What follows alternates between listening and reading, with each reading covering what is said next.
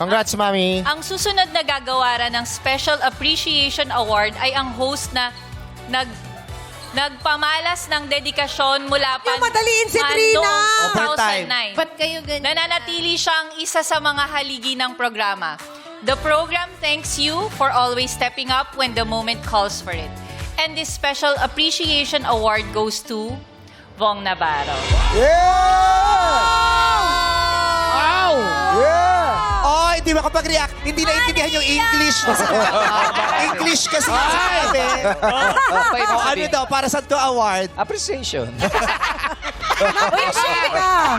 Boxky, tanggapin mo! Ayan, Romy. Basahin mo dyan, basahin mo. Ano yung last line mo, Trina? Ano Ano ba yung last line? Ayan.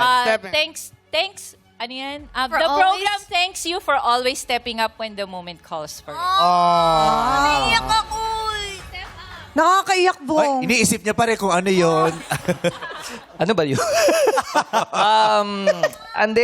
Gusto ko magpasalamat sa staff at crew ng Showtime. Ano tayo rito para kami sundalo. Diba? Parang anytime ready kami.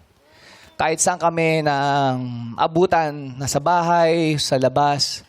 Basta pag sinabi magtrabaho, magtatrabaho. Ganon kasipag ang mga host, staff at crew ng Showtime. Kaya dito kami, suportahan. Diba? Pag wala si Vice, ako muna yung papalit pa sa madala. Kung wala ako, andyan si Jong. Kumbaga, tulungan. Kasi syempre gusto namin mapaganda yung show kahit kulang-kulang kami at hindi kami nabubuo paminsan-minsan. Kung sa loob ng 1 taon, siguro nabuo kami 3 beses, 2 beses lamang.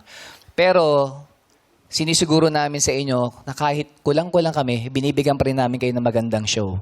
Kasi yun ang promise namin sa Madlang People na pasayahin kayo. Minsan, May hika sabihin yung nyo, pasyente ko. No? Doc, thank you. Thank you, Doc. Nakarating ako ngayong araw na to. Hindi, kasi minsan hindi mo maiwasan. May mga personal kaming dinadala na pagsubok, problema, tulad ninyo. Pero dahil nga live kami, kailangan namin pumasok.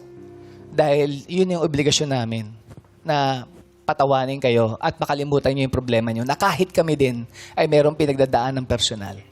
Kasi salamat po dahil nandiyan kayo para unawain, mahalin kami at samahan kami.